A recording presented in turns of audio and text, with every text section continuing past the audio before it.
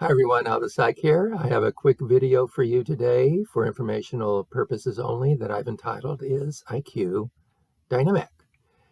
And well, IQ is usually relatively stable over a lifetime, but that doesn't mean that there can't be significant changes in an individual's IQ. There's an article in Psychology Today from 2011 entitled Intelligence is Still Not Fixed at Birth, and it mentioned that recent research confirms that intelligence fluctuates quite a bit in adolescence. So at that point in an individual's life, the brain is very plastic. Now, when I worked as a school psychologist, I conducted countless psychoeducational assessments. Now, the way it works in special education, and this is the very short version, the student is assessed. Typically, an IQ test is administered as part of the battery. And if he or she qualifies for services and receives services, an IEP, individual education plan, is developed. In 3 years, reassessment is conducted. So an IQ test is re-administered. That's typically the way it works. Now, usually upon reassessment, I saw fairly stable results. However, I also saw some significant differences in some cases. In one instance, decades ago, an individual had been assessed 3 years previously and tested in the mildly mentally retarded range. And at that time, that was the terminology. Today, it's intellectually disabled, I believe. Now, when I reassessed him, he actually tested in the average range. And I can't remember the exact numbers, but it was a significant difference.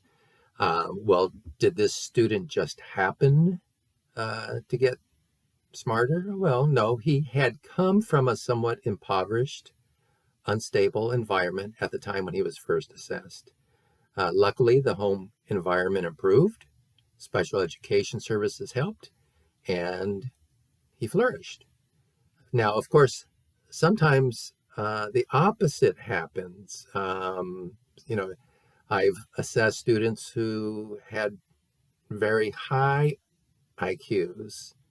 And sometimes you get inflated scores. Now, why is this? Well, if you give an IQ test at an early age, and you might tend to get an inflated score. Maybe the child comes from a very enriched environment, exposed to a wealth of information. Parents are diligent about working with the child, and so voila, you may get a very high IQ score. Of course, upon reassessment, the IQ score may have regressed toward the mean, to the average, or maybe maybe above average if he was way up there, like in the gifted range or superior range or something like that. But the number may have dropped.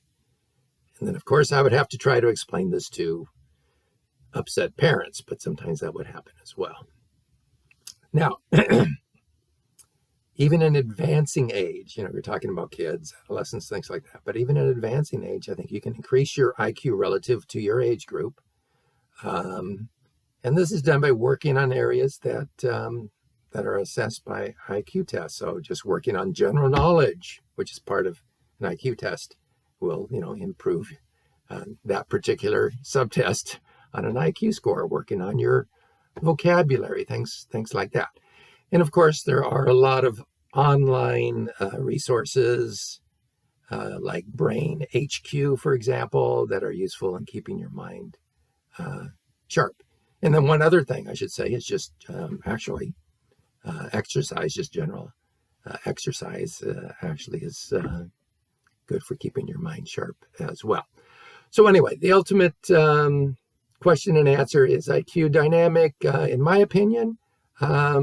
To some degree, it is. And this is kind of just a springboard. If you want to do a little bit more digging into it, I think you can kind of find a little bit more information and some nuances that are that are out there that I haven't covered.